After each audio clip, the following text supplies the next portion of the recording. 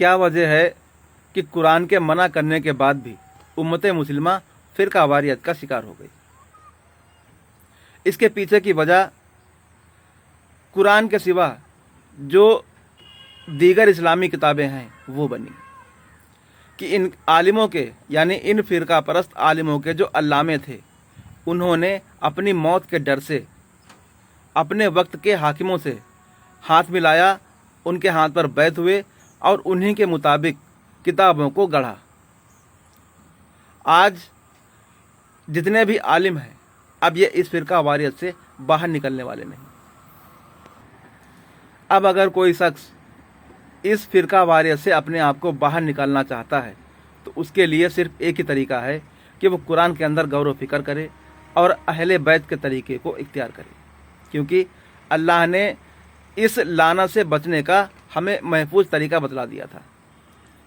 आप दुनिया से जाने से पहले अपनी कौम को हिदायत कर रहे हैं कि मैं तुम्हारे दरमियान दो भारी चीज़ें छोड़े जा रहा हूँ, इनको मजबूती से थामे रहो, कभी भी गुमराह ना होगे।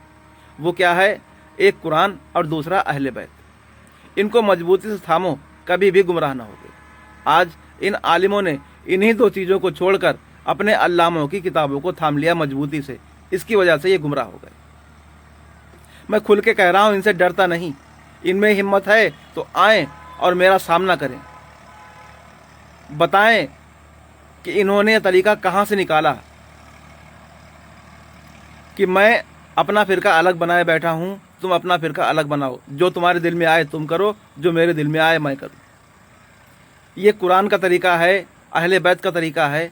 कौन सा तरीका है?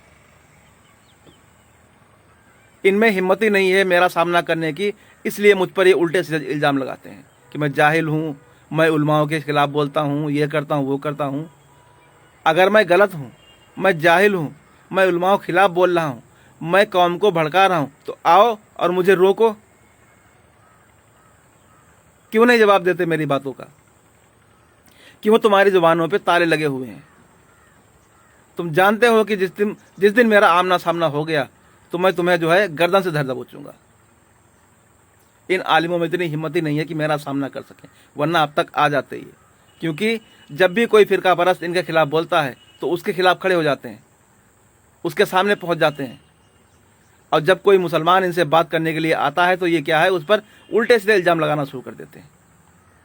यही वजह है कि अहले बैत इस कौम से दूर हो गए। ऐसा नहीं है कि अहले बैत दुनिया में मौजूद नहीं है, दुनिया में हैं, वो क़यामत तक रहेंगे। ये अल्लाह के रसूल का इरशाद है कि क़यामत तक अहले बैत दुनिया में मौजूद रहेंगे।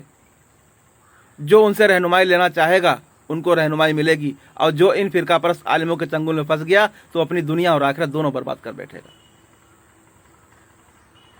इस लानत से बाहर निकलने का सिर्फ एक ही तरीका है कि अपने आलिमों पर हुज्जत कायम करो कि बताओ ये तरीका कौन सा है।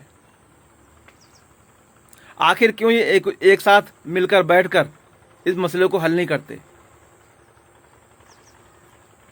इन पर हुज्जत कायम करो, इन्हें घसीटो, मैदान में लाओ, इनको सारे फ़िरके के आलिमों को एक जगह इकट्ठा करो और पूछो ये तरीका कौन सा तुम्हारा, कि वो अपनी मनमानी उधर कर रहा, वो अपनी मनमानी इधर कर रहा।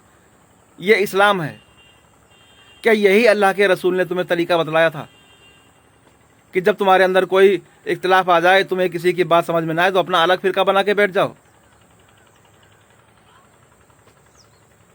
मेरा सामना तुम्हें करना ही पड़ेगा। मैं इन आलिमों को, इस कौम के आलिमों को चैलेंज देता हूँ कि जब तक इस मसले को हल नहीं करेंगे तब तक मैं इनके खिलाफ़ यूं ही बोलता रहूँगा। इनमें हिम्मत है तो आएँ और मेरा सामना करें।